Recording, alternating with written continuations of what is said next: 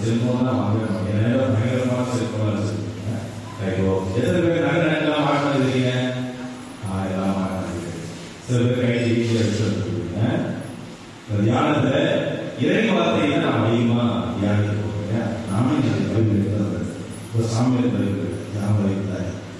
சிறந்த வாங்க. இந்த இறை வார்த்தை தான் இன்று நம்மோடு பேசுகிறது. இந்த இறை வார்த்தை நம்ம எல்லோரையும் ஒரு உற்சாகப்படுத்தி ஒரு புத்துணர்வை நமக்கு தர. மத்தேயு நற்செய்தி 16ஆம் அதிகாரம் 26வது படிங்க.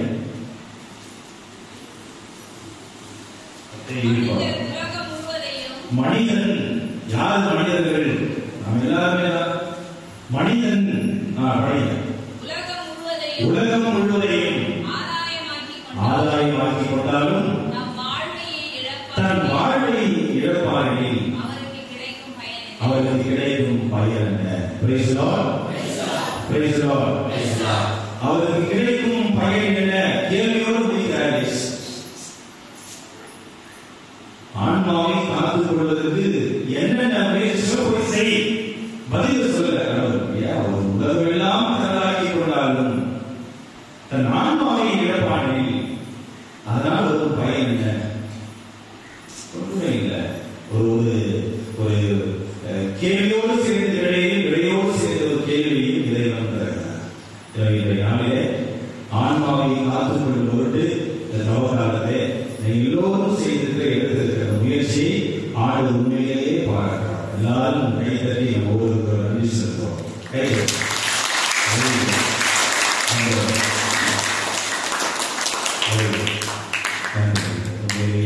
மீண்டுமாய் ஒரு பார்த்தது மகிழ்ச்சி.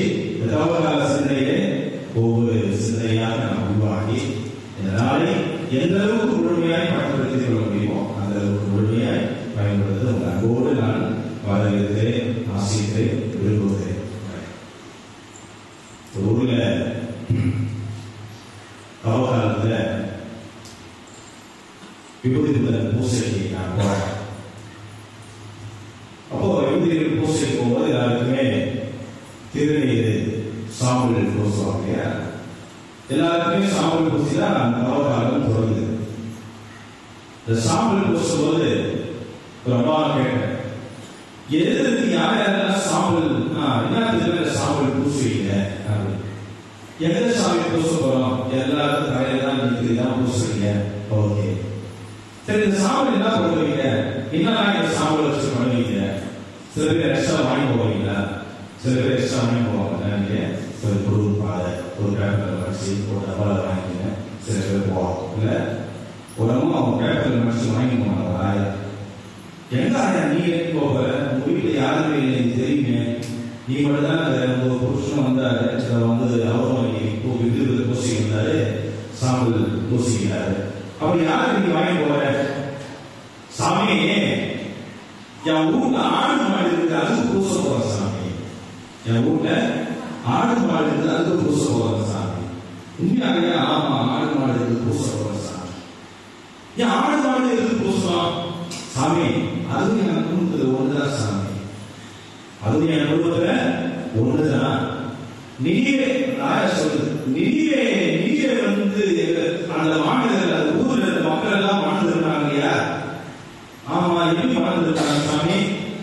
அந்த நிதியில அரசன் சொல்றாங்க இல்லையா, இந்த ஊரில் யோனா இறைவாக்கு பேசி கேட்ட பிற்பாடு, அந்த இறைவாக்கை கேட்ட பிற்பாடு அரசன் வந்து ஆணை பிறப்பிக்கிறான். என்ன அந்த ஆணை? இந்த ஊர்ல இருக்கிற நாட்டில் இருக்கிற அரசன் முதல் ஆண்டி வரை ஆடு மாடு எல்லாருமே என்ன பண்ணுவான்? சாம்பல் பூசிக்கொண்டு சாக்கு உடை உடுத்தி மணமாறுங்கள். Praise the Lord. Praise the Lord. அதுதான் வந்து நானும் செய்யற சாமி.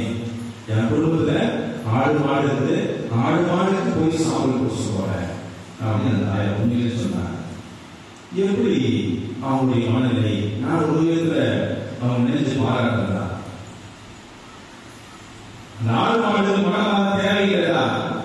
ஆனாலும் தவத்தாலும் எல்லாவற்றுக்குமே ஒரு குடும்பம் முழுவதுமாக எல்லோரும் ஒரு மனமாறுதலை தருகின்ற, எச்சரிக்கின்ற, அழைப்பை விடுகிற ஒரு காலமாக இருக்கிறது. திருத்தத்தை அழகா இந்த வருடத்திற்கான தவக்கால செய்தி ஒருவரை அழகா சொல்லியிருக்கிறார். என்ன? ஒருமித்த கருத்தோடு ஒற்றுமையாக எல்லோரும் சேர்ந்து எதிர்நோக்கை வைத்து பயணிப்போம். எல்லோரும் சேர்ந்து எதிர்நோக்கி நோக்கி பயணிப்போம். ஜெர்மனி டுகெதர் போம். அதுதான் திருத்தந்தை பிரான்சிஸுடைய தவக்கால செய்தி. எல்லோரும் ஒன்றிணைந்து எதிர்நோக்கை வைத்து நன்கு கொண்டு நாம் பயணிப்போம். தவக்காலத்துல எதை நோக்கி பயணிப்போம்? எதிர்நோக்கோடு பயணிப்போம். நான் எல்லாருமே சேர்ந்து பொருட்கள் எல்லாருமே சேர்ந்து இன்றைய நாள் அப்படிப்பட்ட நாள் தான்.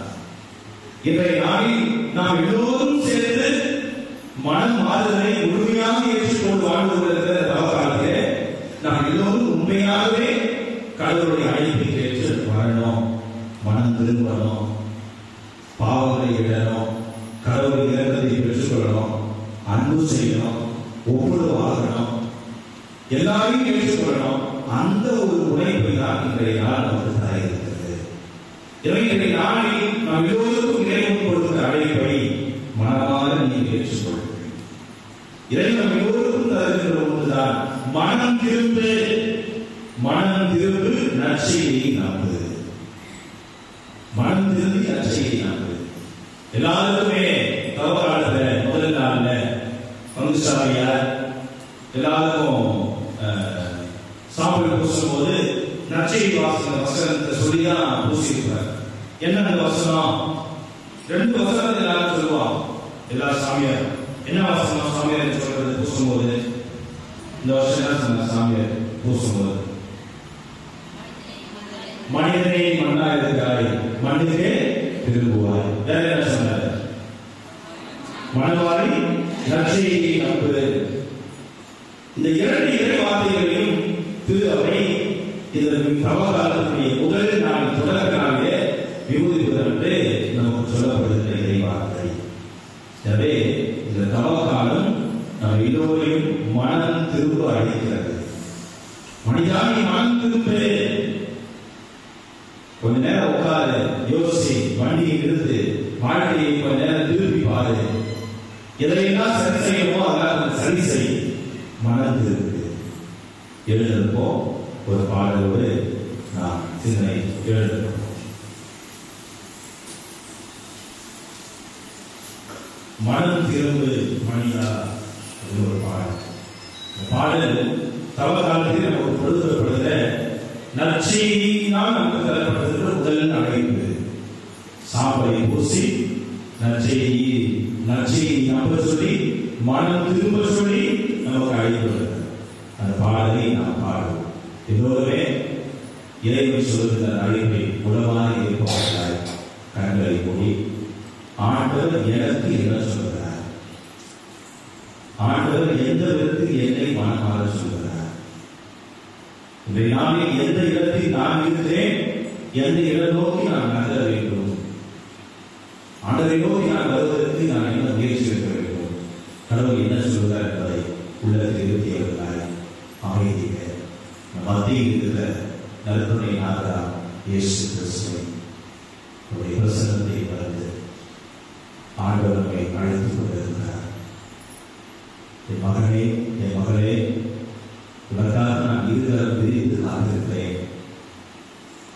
நீ எப்படி இருந்தாலும் பரவாயில்லை, என்னை நோக்கி நீ வருகிற போது நான் மகிழ்ச்சி அடைகிறேன் என்று சொல்லுகிற இயேசுவை பிரசன்னத்தை உணர்ந்து ஆண்டவர் சொல்லுகிற வார்த்தையாக நினைத்து இந்த பாடலை நாம் தியானிப்போம். மனம் திரும்பு மனிதா, நீ நற்செய்தியில் நம்பிக்கை கொண்டு மனம் திரும்பு மனிதா, மனம் திரும்பு மனிதா, நீ நற்செய்தியில் நம்பிக்கை கொண்டு மனம் திரும்பு மனிதா, நீதிமான்களை அழைக்கவென்று பாவிகளையே தேடி வந்தேன், நீதிமான்களை அழைக்கவென்று பாவிகளையே தேடி வந்தேன்,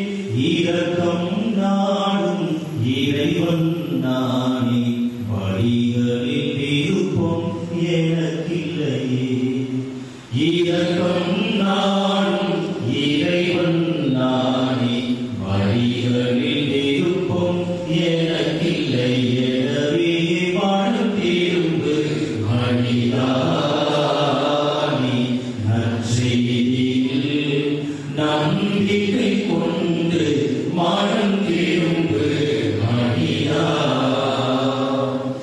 பிரிந்து சென்ற மகன் காணும் திரும்பி வந்தார் ஆனந்தமே பிரிந்து சென்ற மகன் காணும் திரும்பி வந்தார் ஆனந்தமே மனம் திரும்பும் பாவியினாலே மகிழ்வு கொள்ளும் வானகமே மனம் திரும்பும் பாவியினாலே மகிழ்வு கொள்ளும் வானகம் எனவே மனம் திரும்பு மனிதானே நற்செய்தியில் நம்பிக்கை கொண்டு மனம் திரும்பு மனிதா.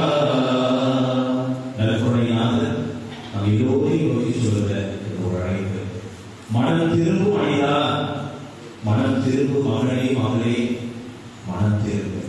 யாரெல்லாம் மனம் திரும்ப தயாராக இருக்கிறோம் கை தூக்குவா. யாரெல்லாம் மனம் திரும்ப தயாராக இருக்கிறோம் எல்லாரும் சேர்ந்து கை தட்டி நம் ஆண்டவரை நோக்கி நாம் பாடுவோம். மனம் திரும்பு மனிதானே நற்செய்தியில் நம்பிக்கை கொண்டு மனம் திரும்பு மனிதா மனம் திரும்பு மனிதானே நற்செய்தியில் நம்பிக்கை கொண்டு மனம் திரும்பு மனிதா.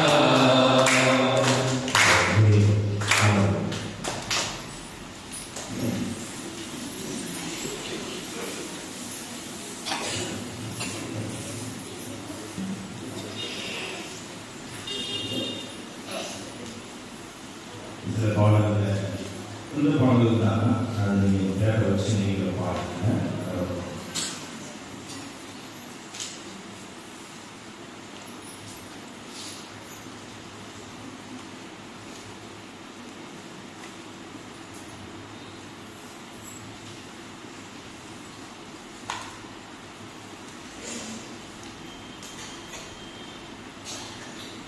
கொரிந்தியர்களுடைய 2ஆம் திருமுகம் மைக்கில் நல்லா எல்லாரும் கேட்பாங்க. கொரிந்தியர்களுடைய 2ஆம் திருமுகம் 6ஆம் அதிகாரம் 2வது இறைவசனம் படி. கொரிந்தியர்களுடைய தகுந்த வேளையில் நான் உமக்கு பதிலளித்தேன், விடுதலை நாளில் உமக்கு துணையாக இருந்தேன். ஓகே, அடுத்த வரியில் ரொம்ப கவனமாக, அடுத்த வரியில் தான் ரொம்ப முக்கியமான அப்படியே இதுவே தகுந்த காலம், இன்றே மீட்பு நாள். Praise the Lord, praise the Lord. இயேசுவுக்கே புகழ், இயேசுவுக்கே நன்றி, வழியே வாழ்க, வழியே வாழ்க. நான் சொல்லியிருக்கேன், கை சொல்லியிருக்கேன், முதலே தயாராக நேற்று ஃபுல்லா நின்று மக்களுக்கு ஜோம் பண்ணி அதை போய் இதை பண்ணி இடுப்பு கேட்டு போச்சு.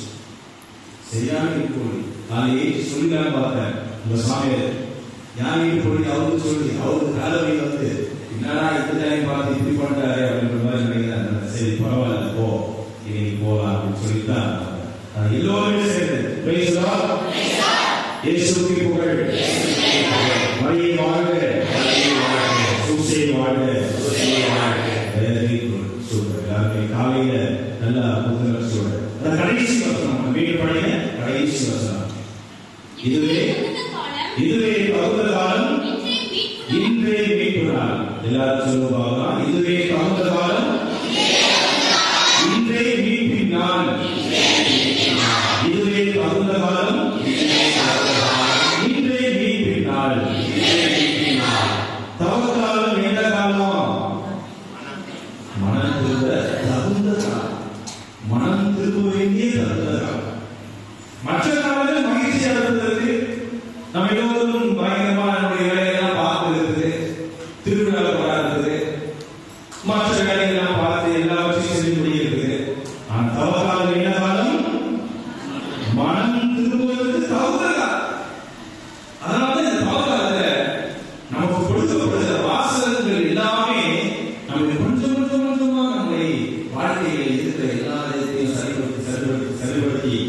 கடவுளுக்கு முன்னாடி போய் ஒரு மனம் திறந்த ஒரு ஓபன் புக்கா, திறந்த புத்தகத்தோடு, திறந்த மனதோடு, ஆண்டவரே நான் மனம் திருவதற்கு ஆசைப்படுகிறேன், மனம் திருந்துகிறேன், வருகிறேன், இதுதான் நான், இதுதான் நான். அப்படி கையை விரிச்சு நம்ம போய் என்ன செய்யுங்க, சரணாகதி கடவுள் செய்ய கடவுள் கட்டி முடிச்சு இறைவன் அங்கதான் நல்லது எதிர்பார்க்க. எனவே மனம் திரும்புவதற்கு இது தகுந்த காலம். இந்த மனம் திரும்புவதற்கு தகுந்த காலத்தில் இறைவன் நமக்கு சொல்லுவது மனம் திரும்பியா, அப்போ ஓகே. அப்ப இன்னொன்று முதல் இன்னொன்று என்ன? ரோமையருக்கு எழுதிய திருமுகம் 13ஆம் அதிகாரம் 12வது படிய ரோமையருக்கு எழுதிய திருமுகம் பவுலுடைய ரோமையருக்கு எழுதியது 13ஆம் அதிகாரம் 12வது படிய. இரவு முடிய போகிறது, பகல் நெருங்கியுள்ளது. நான் மனமாற நான் ஆசைப்படுகிறேன் என்றாலே அந்த கடமே இருள் நினைத்து அகல்கிறது என்றால் ஆயத்தை பாத யாத்திரை பற்றி சொன்னார். இந்த பாத யாத்திரையை உங்களுக்கு அறிவிச்ச உடனே நீங்க போறது, நீங்க எல்லாம் ஒருவரும் நீங்க வந்திருக்கீங்க. இன்னைக்கு நீங்க வரல, இன்னைக்கு நீங்க வரல, நீங்க எப்பவுமே உங்க பாதையை தொடங்கிட்டீங்க, உங்க பாதையை நீங்க எப்பவே தொடங்கிட்டீங்க. அழகா சொன்னார். ஒருவேளை இன்னைக்கு இந்த பாத யாத்திரை நடந்து போனா அப்படின்னு முடிவு பண்ணி வந்தீங்களா, ஒரு நாளுக்கு நாளோ 10 நாளுக்கு நாளோ 15 நாளுக்கு நாளோ இல்ல, இந்த வருஷத்துல கரெக்டா 4வது வாரம் சனிக்கிழமை, இந்த 3வது வாரம் சனிக்கிழமை காட்டு கோயில்ல பாத யாத்திரை நடக்க போகுது, எல்லாம் போகலாம், திருவண்ணாமலை வயலோட சார்பா எல்லா பகுதியிலும் இருக்கும். அப்படி போகலாம் முடிவு பண்ணிருக்கீங்க. அதுபோல எப்ப நீங்க முடிவு பண்ணீங்களோ உங்க இதயத்துல தூய ஆவியானவர் இன்னைக்கு இந்த தவகாலத்துல இந்த பாத யாத்திரைக்கு நான் போறேன், இந்த சிலுவை பாதைக்கு நான் போறேன், இங்க போய் நான் வந்து என்னுடைய பாவசத்தை செய்ய போறேன், இனிமேல் இன்னைக்கு நான் மாலை போட போறேன், இன்னைக்கு நானே இந்த சிலுவை தனியா செய்ய போறேன், இன்னைக்கு அந்த தியானத்துக்கு நான் வர போறேன். அப்படி என்று எப்பொழுது நீ முடிவு எடுத்தாயோ அன்றே நீ நடக்க தொடங்கிவிட்டாய். அன்னைக்கு நேற்று புருஷத்துல வந்து ஆயிரம் சொன்னார். இது ரொம்ப பிடிச்சிருந்த வார்த்தை. அதே தான் உங்களுக்கு இன்றைய நாளிலும் பங்கு தந்தை நமக்கு தவக்காலத்தை ஒரு ஞானத்தை கொடுத்து இந்த நாளில் நான் ஆண்டுகளுக்கு முன் செலவழிக்க விரும்புகிறேன். அவருக்கு அறிவிப்பு சொன்னதுமே கண்டிப்பா நீங்க போகலாம் அப்படின்னு மனசுல முடிவு எடுத்து பாத்தீங்களா, எடுத்து பாக்குறீங்க.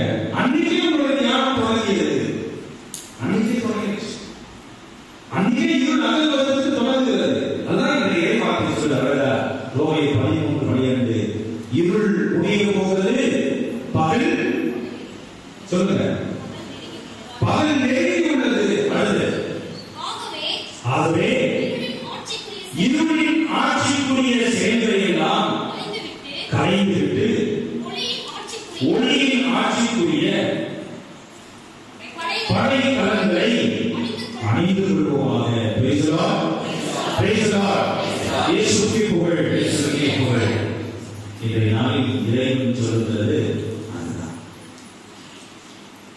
இருளின் ஆட்சி நம்முடைய வாழ்க்கையில் ஒழியணும், பகல் இருக்கிற ஒளி நம்முடைய பிறக்கணும். எனவே இருளின் ஆட்சிக்குரிய படைகளை எல்லாம், அதை செயல்பாடுகளை எல்லாம், எண்ணங்களை எல்லாம், வாழ்க்கையை எல்லாம் விட்டுவிட்டு ஒளியின் ஆட்சிக்குரிய அணிகலன்களை, படைகலன்களை, செயல்களை, எண்ணங்களை, வாழ்க்கையை அணிந்து கொள்வோமாக.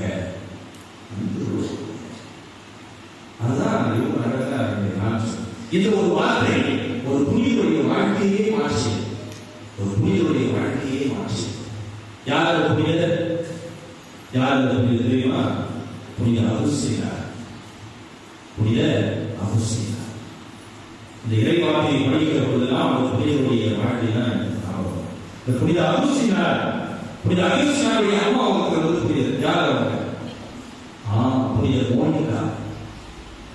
புனித அகுஸ்தீனார் மோனிகாவும் எப்படி அந்த குடும்பமே ஒரு தாயும் பிள்ளையும் புனிதர்களாக உயர்கிற அளவுக்கு அவருடைய வாழ்க்கை என்ன அப்படி நடந்துச்சு?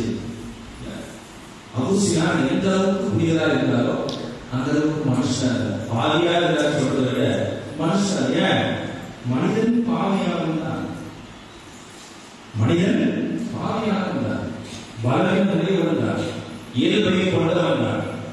மனிதர்கள் பழகக்கூடியவர்கள், குற்றம் செய்யக்கூடியவர்கள், பாவத்தின் அடிமையில் சிக்குவதற்கு ரொம்ப பலவீனம் அடைந்தவர்கள். அதான் நான் சொல்றேன், அவுசியார் எந்த அளவுக்கு புரியதோ அந்த அளவுக்கு மனிதன். மனிதர்களை பாவத்தை என்னெல்லாம் செய்ய முடியும் எல்லாத்தையும் செஞ்சார். ஏன்னா ஒரு சொத்து இருந்தது நம்ம வீட்டுல, அவ்வளவு பணம் இருந்தது, வீடு நம்ம வாழ்ந்தது மிகப்பெரிய அரண்மனையில் வாழ்ந்தது அவுசியார். அப்பா இறந்து போற அம்மா மட்டும்தான், ஒரே ஒரு பிள்ளை அவுசியார்.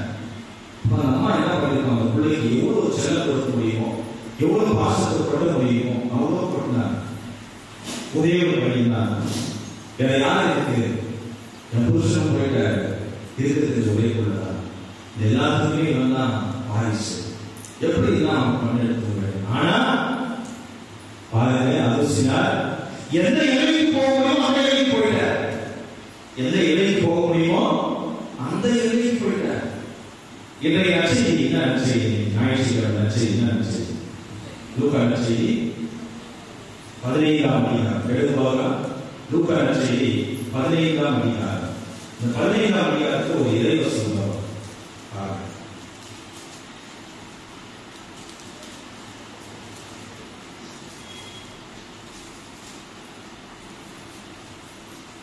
பதிமூன்றாவது இறைவசனம் படிங்க.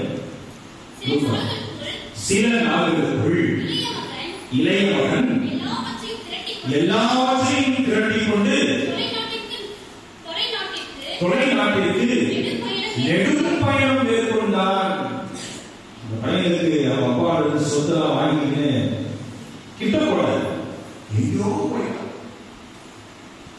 எங்கேயுமே கண்டுபிடிக்க முடியாத தூரத்துக்கு அந்த பையன் போய் சேர்ந்தான். அவனுடைய நிலைமை என்ன, இப்படியோ போய் எங்கேயோ போய் அடுத்த படிங்க. தம் சொத்தையும் பாழாக்கினான். அடுத்து அனைத்தையும் செலவழித்தான். பின்பு அந்த நாடு முழுவதும் கொடிய பஞ்சம் ஏற்பட்டது. இதுதான் இன்றைய நாளிலே நெடும் பயணம் மேற்கொள்ளாத ஒரு வார்த்தை இருக்கு. அதை பற்றி திரும்ப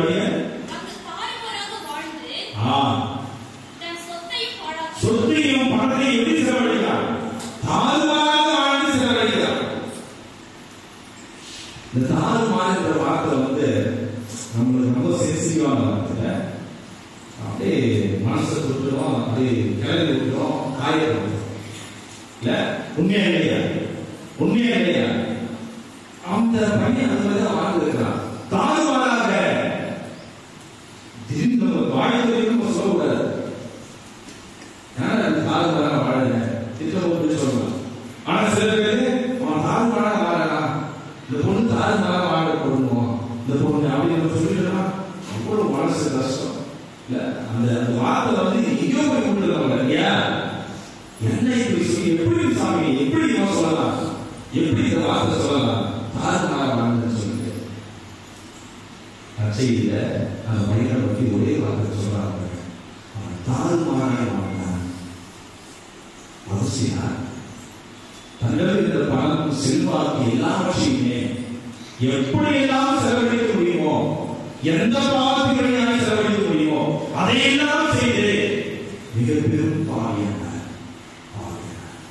அம்மா அவங்க பழைய செஞ்ச ஒரே ஒரு வேலை என்ன, தினமும் நைட்டும் பகலுமா ஜெபம் பண்ண, கண்ணீர் விட்டு ஜெபம் பண்ண, கண்ணீர் விட்டு ஜெபம் பண்ணி பண்ணி பண்ணி அவன் பையனுக்காக அழுது அழுது அழுதே அந்த அம்மாவுடைய ஆயுசே ரவிக்கு போயிடுச்சு. ஒரு நாள் அந்த அம்மா அழுது அழுது அழுது ஜெபம் பண்ணதுல அவன் வீட்டுக்கு பக்கத்துல இந்த சின்ன கோயில ஜெபம் பண்ணி நைட்டு அங்கேயே படுத்துக்கிறாங்க.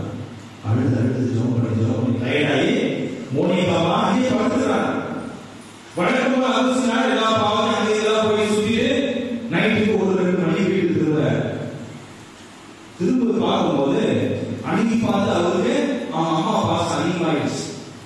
எங்கெங்கயோ போய் தேடுறார், வீட்டுல அரண்மனையில் எல்லா இடத்துக்கும் போய் தேடுறார், எங்கேயும் அவங்க அம்மா இல்லை. என்னடா இது அம்மா இல்லையே, சரி போ எங்கன்னா போய் தொலைட்டோம் சொல்லிட்டு போய் படுத்துக்கிறார். படுத்து கொண்டிருக்கிற பொழுது அவருக்கு ஒரு ஆசிரியர் போல, ஒரு கடவுளின் தூதர் போல ஏதோ ஒரு வார்த்தை மட்டும் காதல் பண்ணி, என்ன அந்த வார்த்தை? போய் வாசி, எடுத்து வாசி, எடுத்து வாசி. என்ன வாசி சொல்ற? என்ன வாசி சொல்ற வார்த்தை? என்ன வாசி சொல்றாங்க? யாரு என்ன? அப்ப கண்ணு முன்னாடி அந்த விவிலியத்துடைய ஒரு பகுதி வந்து அது கண்ணு முன்னாடி வந்து என்ன அந்த பகுதி? இறை வார்த்தை ரோமையர் 13:12. ரோமையர் 13:12. மீண்டும் படிக்கிற வார்த்தை, இரவு முடிய போகிறது, பகல் நெருங்குகிறது. அது இறை வார்த்தையின் வழியா கடவுள் நீ சொல்றாரா? காது கொடுத்து கேள். இருள் முடிய போகிறது, பகல் நெருங்குகிறது. எனவே இருளின் ஆட்சிக்குரிய செயல்களை எல்லாம் அடைந்துவிட்டு ஒளியின் ஆட்சிக்குரிய பழைய நலன்களை அணிந்து கொள்வாயாக. அந்த வார்த்தை தான் அகுஸ்தினார் படிக்கிறார்.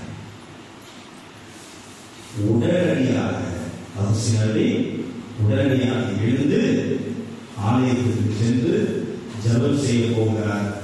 ஜபம் செய்த போது அவர் கண் முன்னாடி யார் இருக்கிறாங்க? அம்மா இருக்கிறார். ஜபம் செய்து அழுது ஜபம் செய்கிறார். அகுஸ்தினார் பாவங்களை நினைத்து அழுகிறார். ஆண்டவரே, இப்படி நான் பாவம் பண்ணிட்டேன், என்னென்னமோ பண்ணிட்டேன், தாழ்வாரா வாழ்ந்தாளே, எனக்கு இறை வார்த்தை குறைவாயிட்டு ஏதோ சொல்ல வர இன்னையோட இந்த இறை வார்த்தை சொல்ல போல இருள் முடிகிறது. வாழ்க்கையில இருள் முடிகிறது. இருளுக்குரிய செயல்களை எல்லாம் கடைந்து விடுகிறேன். எப்படிலாம் இருந்தோம் அதையெல்லாம் விட்டுறாங்க. கண்டிப்பா நான் விட்டுறேன். ஒளியின் ஆட்சிக்குரிய படை கலன்களை நான் நினைத்து கொள்கிறேன் ஆண்டவரே என்று சொன்னார் அகுஸ்தினார். ஆக அகுஸ்தினார் சொல்லுகிற பொழுது இந்த வார்த்தையை சொல்ல அழுது ஜெபம் பண்ணும்போது அம்மா தூங்கி இருந்தவங்கன்னா திடீர்னு அழுத சத்தம் எழுது ஏற்றி பார்க்கறாங்க.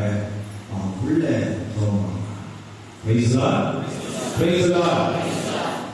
மனம் திரும்ப வேண்டிய புள்ள தானா கோயில ஒரு ஜெபம் பண்றாங்க. அதை பார்த்து நம்ம அப்பா அழுது ஆண்டவருக்கு நன்றி சொல்றாங்க. இன்றைக்கு மோனி கர்மாலும் புனித அகுஸ்தினாரும் புனித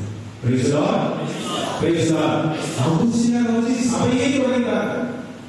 அந்த அளவுக்கு அகுஸ்தினார் சபை அந்த அளவுக்கு அவருடைய வாழ்க்கை எந்த அளவுக்கு மாறியிருந்தால், எந்த அளவுக்கு இந்த இறை வார்த்தையை மனதாக ஏற்று தன் வாழ்க்கையில் முடிவை எடுத்து வாழ்க்கையை மாற்றியிருந்தால் அவருடைய வாழ்க்கையை இன்னைக்கு புனிதமாக பேசப்படும். எனவே பிரியமானவர்களே, இறைவன் நமக்கு சொல்வதுதான் அந்த அளவுக்கு நாம் பாவிகளோ இல்லை எந்த அளவுக்கு பாவிகளோ நமக்கு தெரியாது, கடவுளுக்கு தெரியும். கண்டிப்பா நமக்கும் தெரியும் தான். அடுத்தவங்களுக்கு தெரியோ இல்லையோ நமக்கு நல்லா தெரியும். கவர்மெண்ட் சொல்லுவாங்க, டேய் உன்னை பத்தி எனக்கு தெரியும், என்னை பத்தி உனக்கு தெரியும், நம்ம ரெண்டு பேருடைய ஊருக்கே தெரியல அப்படின்ற மாதிரி நம்ம யாருக்கு சொல்லிட்டு நமக்கு தெரியும், கடவுளுக்கு தெரியும், ஊருக்கும் தெரியுங்களா? அது கொஞ்சம் தான் தெரியும். பார்க்கறது கேட்கறது அதுதான் சொல்ல முடியும். கடவுளுக்கு எல்லாம் தெரியும், எல்லாம் தெரியும். எனவே இன்றைய நாளில் இறைவன் நமக்கு சொல்வது மனம் திரும்ப. இந்த காலத்திலையும் இந்த வாய்ப்பையும் நாம் பயன்படுத்துகிறேன். இந்த வாய்ப்பையும் நாம் நழுவு விட்டுக் கொண்டால், இந்த வாய்ப்பை நாம் கட்டி கழித்தால் இறைவன் கணக்கிறார். கவலை முடிஞ்சு போலாம். எல்லாருக்கும் தெரிய போது மனமாக சொல்லிட்டு தெரிய போகுது. எப்படி தெரிய போகணும் தெரியல அவசியமே இல்லை. எப்படி அதிகமாக தெரியறது வாய்ப்பு இல்லை. சில விஷயங்கள் தெரியலாம், சில விஷயம் தெரியலாம். ஆனால் உண்மையான மனமாற்றம் உங்களுக்கு தான் தெரியும், ஒவ்வொருவருக்கும் தெரியும். உங்கள் ஆன்மாவுக்கு தெரியும். ஆன்மா பின்னாடி சொல்லும், தம்பி நடிக்காத, நேற்று தான் சொன்ன, ஒரு கொஞ்ச நாளைக்கு முன்னாடி தான் முடிவெடுத்த, இதை பண்ண மாட்டேன், இதை பேச மாட்டேன், இப்படி இது பண்ணேன். ஆனா திரும்பவும் வந்துடுற தம்பி, ஏன் ஆன்மா நீங்க கஷ்டப்படுற? நான் சொல்றது உங்களுக்கு கேட்கலையா? கடவுளின் குரல் நம்ம ஆன்மாவிலிருந்து பேசப்பட்டு கொண்டுதான் இருக்கிறது. கேட்க செவிகளையோ கேட்கட்டும். அதான் என்னுடைய முதல் நாளிலே வந்ததுமே உங்களுக்கு முதல் வார்த்தை என்று சொன்னேன். ஒரு உலகெல்லாம் தரலாக்கி கொண்டாலும் தன் ஆன்மாவை இழப்பானே, அதனால் நமக்கு வரும் பயன் ஒன்றும் இல்லை. உப்பு சாதம் போனால் என்ன முடியும்? வெளியில் கொட்டப்படுகிறார் எதற்கும் உதவாது. எனவே இந்த காலம் எல்லோருக்குமான மனம் திரும்புகிற காலம். எல்லோருக்கும் ஆனதை அவனுக்கு ஆனதை இவனுக்கு எனக்கு இல்லை அப்படின்னு சொல்றது இல்லை. நேற்று என்ன செய்தி என்ன படிச்சோம்? பரிசேயன் வழி தடுப்பவன் ஆலயத்துக்கு போகிறார், ஜெபம் செய்ய போகிறார். போகிற போது வெளியே இருக்கிறார். யார் உள்ள போகிறது? பரிசேயன் உள்ள போய் ஜெபம் பண்றார். வழி தடுப்பவன் வெளியே இருக்கிறார். உலகத்தின் பார்வையில் பரிசேயன் மிகப்பெரிய பதவியில் இருப்பவன், அறிவாளி. ரொம்ப ஒரு பதவியில் பெரிய கோயில் பொறுப்பில் இருக்கிற பரிசேயன் சட்டத்தை எல்லாம் படிச்சு கடைசி முடிச்சவர். ஒரு 1000 ரூபாய் அவன் உள்ள போய் ஜெபம் பண்றான். ஒன்றும் தெரியாம ஏதோ ஒரு தொழில் பரிசெலுத்த தொழில். அவன் யாருக்கு வழி வாங்குறான்? ரோமை அரசுக்கு வழி வாங்குறான். அந்த வழி என்ன செய்யறான்? வெளியே நிற்கிறான். 2 பேர் ஜெபம் பண்றாங்க. உள்ள என்ன ஜெபம் பண்றான்? ஆண்டவரே, நான் வெளியே இருப்போனே இல்லை. நான் பாவி, ஆண்டவரே, நான் அவ்வளோ அயோக்கியம் இல்லை. நான் நல்ல உத்தரமானவரே. அவனவே நான் கேவலமா வாழாதவரே. என்னை பத்தி உங்களுக்கு தெரியாது. ஐயோ ஆண்டவர், நான் போய் இருப்பேனா? இல்ல அப்படிலாம் இல்ல. ஒரு நல்லா ஜெபம் பண்றான். ஆனா வெளியிருந்தவர் ஒரே ஒரு உரையில ஜெபம் பண்றான். என்ன உரை? ஆண்டவரே, பாவியாகியுமே இரக்கமாய். ஆண்டவரை நிகழ்ந்து பார்க்க கூட எனக்கு தகுதி இல்லை, தைரியம் இல்லை. ஏன்னா அவ்வளவு நான் தப்பு பண்றேன். என்னை மன்னிச்சுட்டாங்க. அந்த ஒரு ஜெபம், இந்த ஊமை இறுதியை சரதாய் சொல்றார். யாருடைய ஜெபம் கேட்கப்பட்டது? வெளியே நின்று கொண்டு தலையை கீழே சாய்ந்து கொண்டு ஆற்றில் அடித்துக் கொண்டு ஜெபம் செய்த ஆண்டவரே, பாவி, நான் பாவம் செய்யலாம், மனம் வருது, அதனால உள்ள வரது எனக்கே தகுதி இல்லை, நான் உணர்றேன், நான் வெளியே இருக்கிறேன். ஆண்டவரே விட்டு நான் பரவாயில்ல, இவ்வளவு நாள் நான் வெளியே நிற்கிறேன், அதுதான் எனக்கு நான் அப்படிதான் நிற்கிறேன், பரவாயில்ல. கடவுள் யாருடைய ஜெபத்தை ஏற்றுக்கொண்டார் என்று சொல்கிறது? ஆண்டவருக்கு உகந்தவனாய் வீடு திரும்பி வந்தார். ஆண்டவருக்கு உகந்தவனாய் வீடு திரும்பி வந்தார். கோயிலுக்கு உள்ளவனா வெளியே அதாவது நான் வெளியே போயிருக்காங்க சொல்றீங்களா?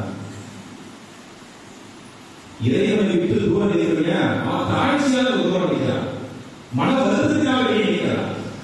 உள்ள இருக்கிறவன் இல்லாத இருக்கிறான், ஆணவத்தால் இருக்கிறான். நான் எதுவுமே பாவம் செய்யணும்னு சொல்றாரு இருக்கிறான்.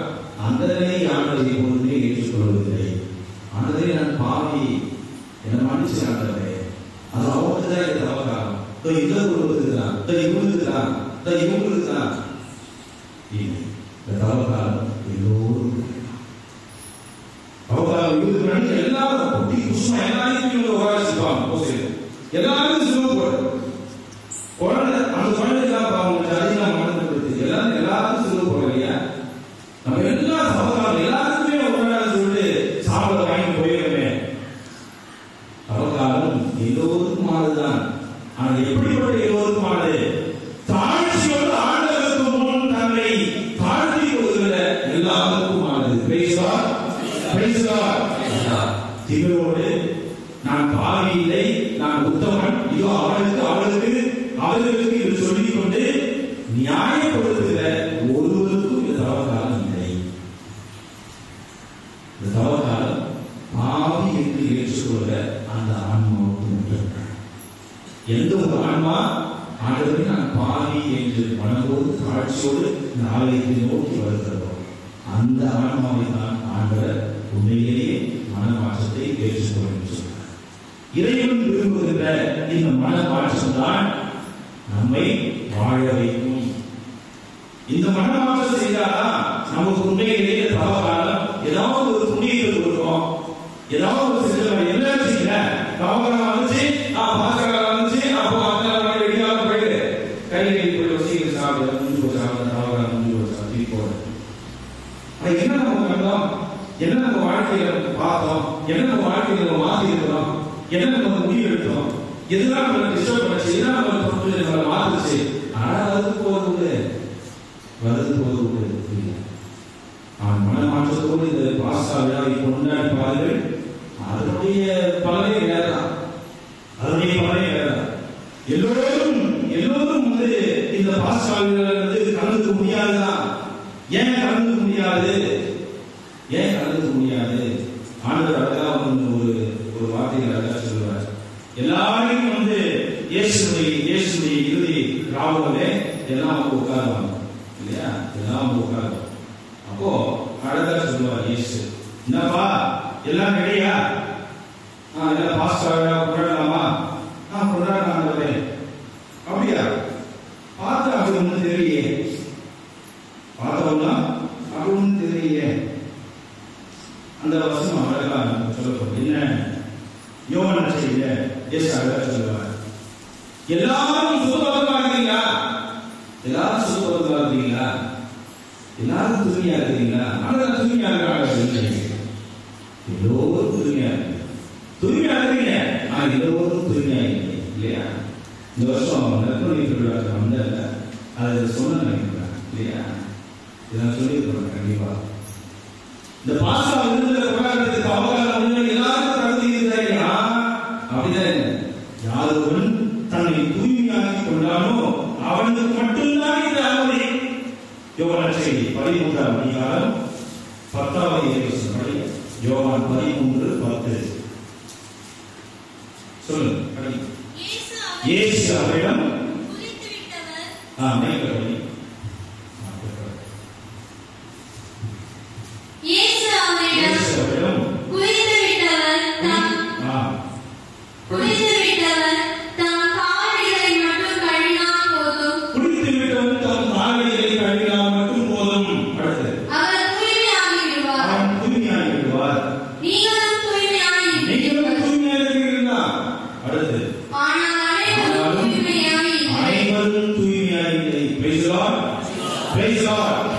கடவுள் எந்த தூய்மையை சொல்றார்?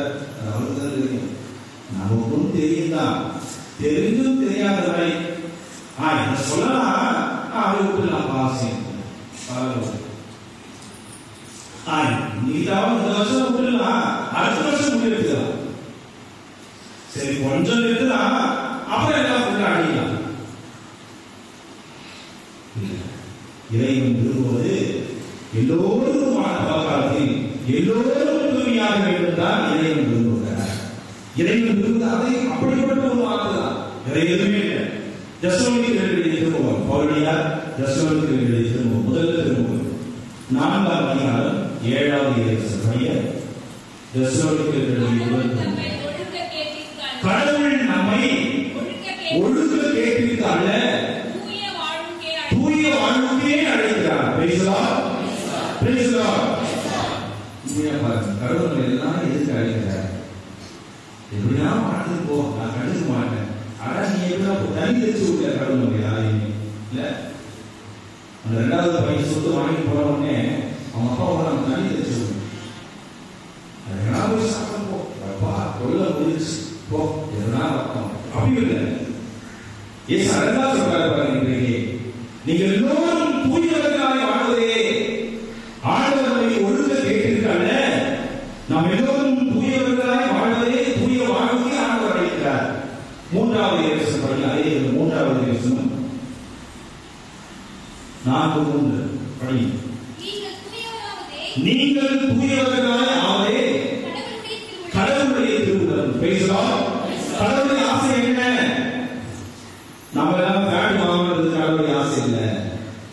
நாம எல்லாரும் ₹1,00,000 பவுன் வாங்குறது கடவுளுடைய ஆசை இல்லை. நம்ம எல்லாம் பெரிய பெரிய படிப்பு வாங்கி டாக்டர் ஆகணுன்றது ஆண்டவருடைய விருப்பம் இல்லை.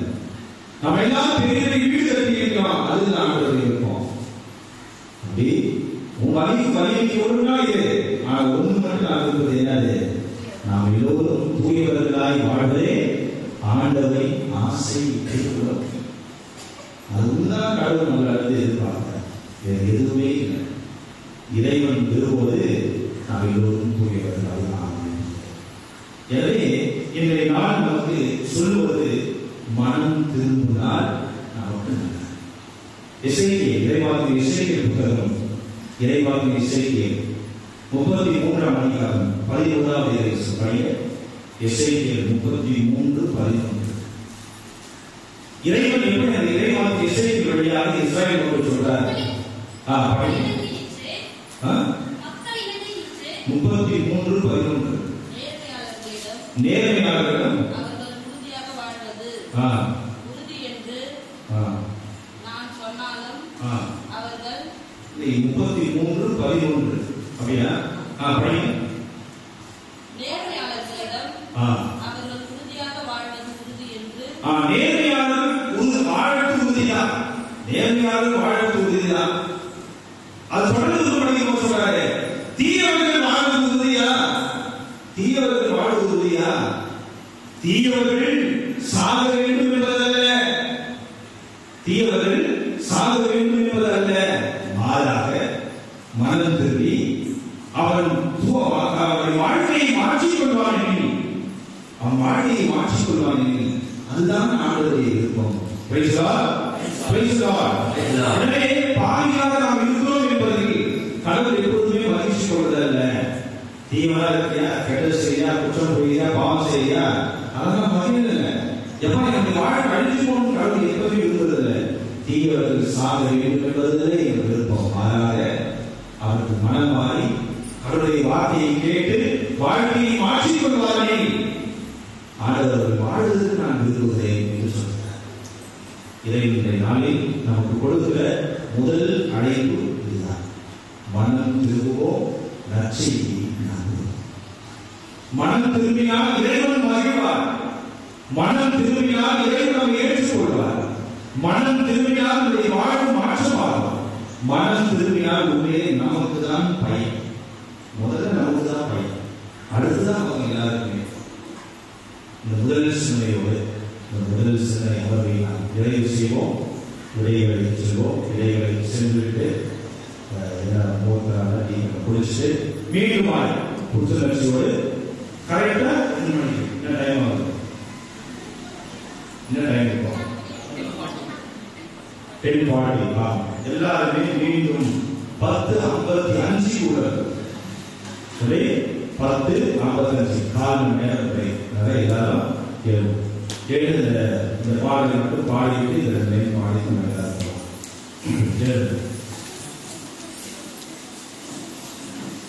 மனம் திரும்பும் மனிதா, நற்செய்தியை நம்பி மனம் திரும்பும் மனிதா. பாடுவா மனம் திரும்பும்